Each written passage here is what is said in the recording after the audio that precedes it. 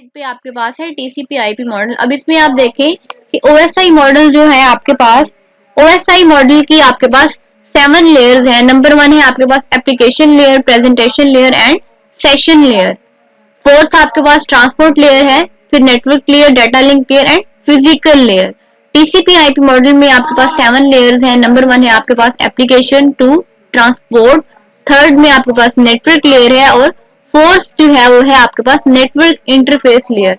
अब इन दोनों में ज्यादा फर्क नहीं है, ज्यादा डिफरेंस नहीं है, सिर्फ इतना डिफरेंस है कि यहाँ पर आपके पास है 3 लेयर। एक है आपके पास application, presentation and session layer, जबकि आपके पास टीसीपी आईपी मॉडल में ये तीनों लेयर्स जो है वो एग्जिस्ट कर रही होती हैं, लेकिन वो सेपरेटली नहीं होती, वो कंबाइन वर्क कर रही होती हैं। तो इन 3 लेयर्स को कंबाइनली आपके टीसीपी आईपी मॉडल में आप उसको एप्लीकेशन लेयर कह देते हैं।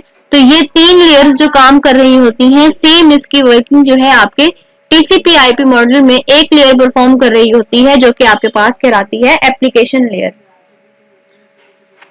ओएसआई मॉडल की जो फोर्थ लेयर है ट्रांसपोर्ट, उसी तरह से आपके पास टीसीपी आईपी मॉडल में भी एक लेयर है, वो है आपके पास ट्रांसपोर्ट लेयर। तो इन दोनों की वर्किंग सेम है।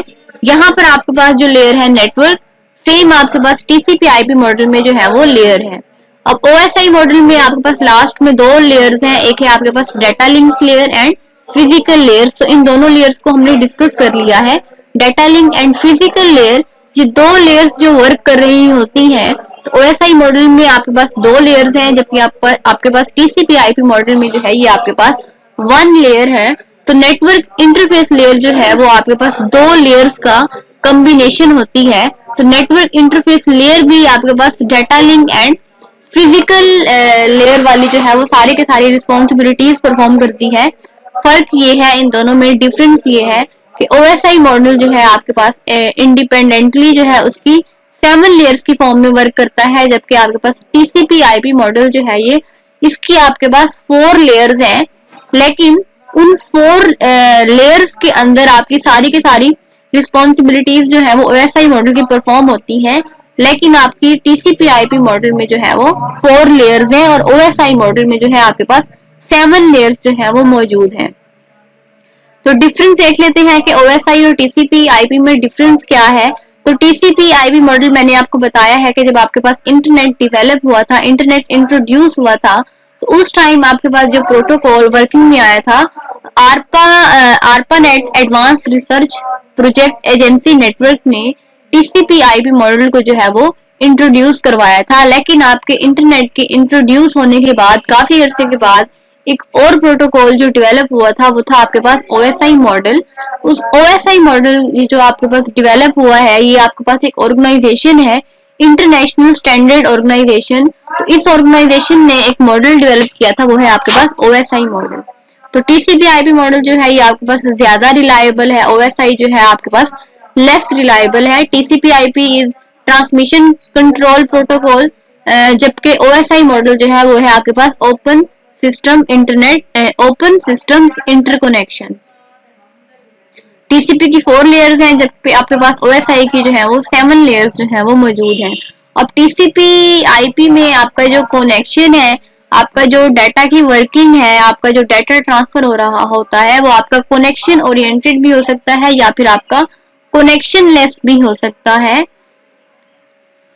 जबकि आपके पास ओएसआई मॉडल जो है वो मेक श्योर करता है कि आपकी जो कम्युनिकेशन है सारी के सारी नेटवर्क के ऊपर वो आपकी कनेक्शन ओरिएंटेड ही होती है। तो इसमें दोनों यूजर्स का जो है वो सेम टाइम पर कनेक्ट होना ओएसआई मॉडल में जरूरी होता है। लेकिन आपका जहाँ पर टीसीपी आईपी मॉडल यूज हो रहा होता है, वहां पर आपकी सेम टाइम पर कनेक्टिविटी जरूरी नहीं होती। जैसे आपका एक यूजर है, उस यूजर ने आपको एक डाटा सेंड करना है ईमेल के थ्रू।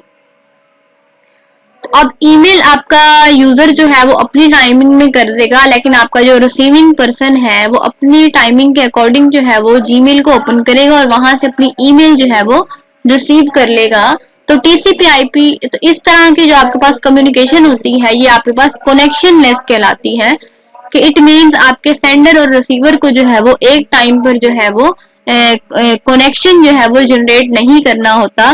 तो तो OSI मॉडल के अंदर आपके पास जो है वो कनेक्टिविटी जो है वो जरूरी होती है कि आपके सेंडर और रिसीवर को जो है वो सेम टाइम के ऊपर जो है वो कनेक्टेड होना होता है।